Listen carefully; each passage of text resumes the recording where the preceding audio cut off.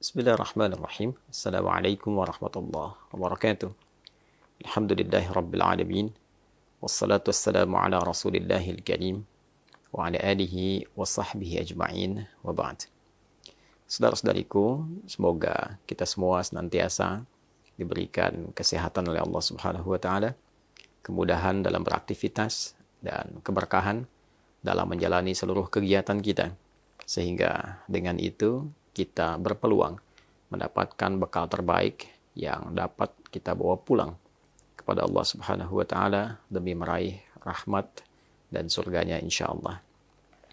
Teman-teman, di antara perbuatan yang dinilai mengandung dosa yang amat besar di sisi Allah Subhanahu wa taala adalah dosa pada perbuatan menghilangkan satu nyawa. Dalam bahasa kini sering disebut dengan pembunuhan.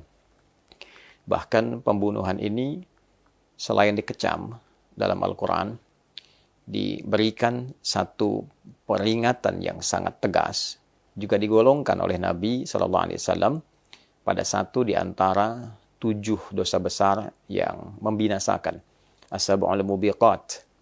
Membinasakan boleh jadi dalam arti hadirkan satu hal yang tidak nyaman dalam kehidupan di dunia, membinasakan ketenangan, membinasakan kebahagiaan, membinasakan satu harapan, dan juga memberikan satu kondisi yang binasa saat kembali pada Allah Subhanahu wa taala di akhirat kelak. Artinya, dosa ini memberikan satu pengaruh yang sangat buruk, baik bagi kehidupan dunia pun dengan kehidupan akhirat. As-sab'ul mubiqat. Satu di antara 7 itu ialah qatlun nafsil lati haramallahu illa bilhaq. Membunuh satu jiwa, menghilangkan nyawa dengan cara yang tidak dibenarkan oleh hukum, oleh ketentuan yang berlaku. Di dalam surah ke-17, surah Al-Isra, di ayat ke-33, dengan tegas Allah Subhanahu wa taala memberikan satu larangan yang sangat keras tentang dosa ataupun perbuatan yang dimaksud, pembunuhan, menghilangkan nyawa seseorang. Wala taqtulun nafsal lati haramallahu illa bilhaq. Dan janganlah kalian sekali-kali menghilangkan nyawa seseorang, membunuh seseorang, kecuali pada sesuatu yang dibenarkan oleh ketentuan yang berlaku, oleh hukum yang berlaku, dengan alasan yang dibenarkan. Bahkan dalam satu kasus di Quran surah keempat An-Nisa, di ayat 93, jika korbannya adalah korban dari satu pembunuhan berencana, bahkan dia adalah sosok yang beriman, seorang muslim, seorang beriman pada Allah Subhanahu wa taala, maka terdapat 5 ancaman bagi pelaku pembunuhan berencana yang korbannya adalah seorang muslim atau bahkan orang beriman pada Allah Subhanahu wa taala. Allah menyampaikan, "Wa may yaqtul mu'minan muta'ammida." Dan siapapun yang melakukan pembunuhan dengan sengaja, pembunuhan terencana, dan korbannya adalah satu orang beriman, sosok muslim yang yakin dengan ketuhanan Allah Subhanahu wa taala. Maka apa yang dia potensi dapatkan? Fajazauhu jahannam. Dia terancam dengan neraka jahannam. Bukan sekedar neraka, tapi neraka jahannam. Khalidan fiha. Dijamin kekal di dalamnya. Wa ghadiballahu alaih. Dia mendapatkan murka Allah Subhanahu wa taala. Wa la'anahu. Dan ia dilaknat oleh Allah Subhanahu wa taala. Kemudian yang kelima, wa a'adda lahu 'adzaban 'azima. Dan dijanjikan oleh Allah siksa yang sangat berlipat. Ayat ini tentu turun untuk memberikan kesan pencegahan yang kuat pada satu hal yang sangat membinasakan. Membunuh seseorang dalam kehidupan di dunia ini tentu memutus harapan ia untuk mengumpulkan banyak nilai-nilai kebaikan, memberikan kontribusi yang positif dalam nilai kehidupan berkemanusiaan, membunuh cita-cita dia, membunuh, menghentikan semua proses kebaikan yang mungkin sedang ia tenun. Dan tentunya juga membunuh, menghentikan berbagai macam ragam kegiatan positif amal soleh yang mungkin sedang ia siapkan. Untuk itu, kemurkaan Allah lahir dengan menghadirkan 5 ini, sekaligus memberikan sebuah pengingat. Jangan sampai terjadi hal yang demikian. Sudah menjadi fitrah dalam kehidupan kita bahwa setiap perbuatan yang buruk itu, yang kadarnya bisa menghancurkan, memutus berbagai harapan, atau extraordinary crime, tentu ancamannya pun sedemikian tinggi. Pembunuhan, narkotika, dan kegiatan-kegiatan sejenis mendapatkan ancaman yang tidak ringan di dalam pasal-pasal hukum positif. Undang-undang, kitab undang-undang hukum pidana, bahkan terancam juga dengan pidana mati. Oleh karena itu, wajar jika hukum dunia saja sedemikian ketat, maka hukum akhirat pun sedemikian dahsyat. Apa hikmahnya? Hikmahnya adalah saddu dzari'ah. Dalam ilmu ushul fiqih, untuk mencegah seseorang bertindak di luar batas kewajaran, sehingga terperosok pada resiko yang demikian besar.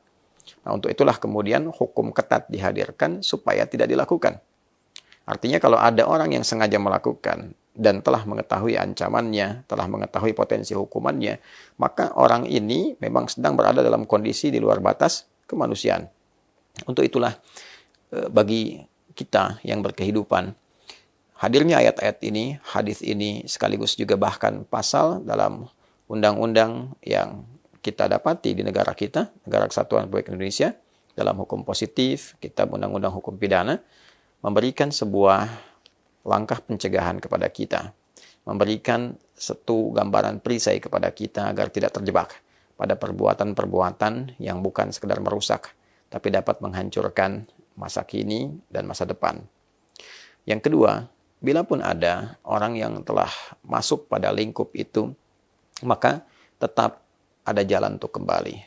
Sepanjang ia berkehidupan, Allah masih memberi kesempatan kepada siapapun agar ia mau bertobat, mau kembali untuk mendapatkan perubahan-perubahan, pencerahan-pencerahan yang mengarahkan ia pada jalan hidup yang lebih baik. Quran surah ke-39 misalnya, Az-Zumar di ayat 53, ketika Allah berfirman, "Qul ya ibadiyalladzina asrafu ala anfusihim la taqnatu min rahmatillah. Innallaha yaghfiru dzunuba jami'a."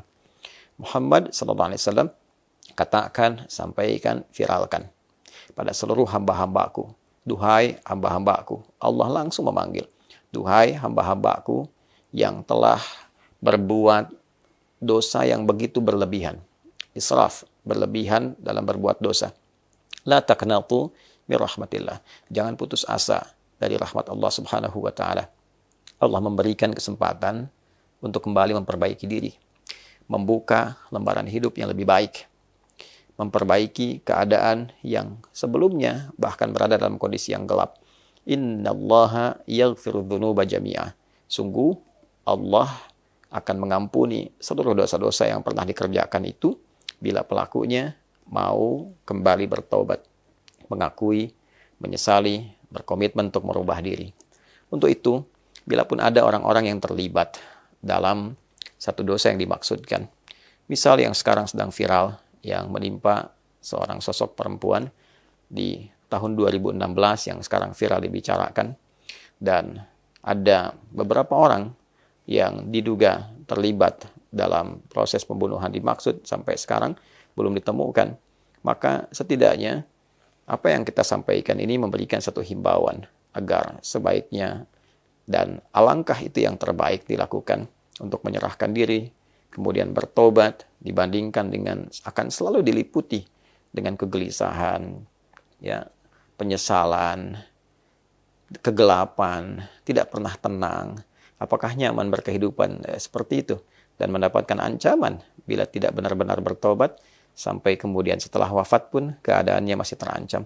Akan lebih baik bila kemudian berusaha memperbaiki diri, menyerahkan diri, memperbaiki hidup, meminta maaf pada keluarga korban, minta maaf pada masyarakat yang mungkin juga terdampak pada hal demikian. Setelah itu berusaha untuk membuka lembaran hidup yang baru, menunggu waktu kapan kita kembali kepada Allah dalam kebaikan, dan semoga dengan itu Allah mengampuni kita seperti apa yang telah Allah janjikan dalam firman-Nya.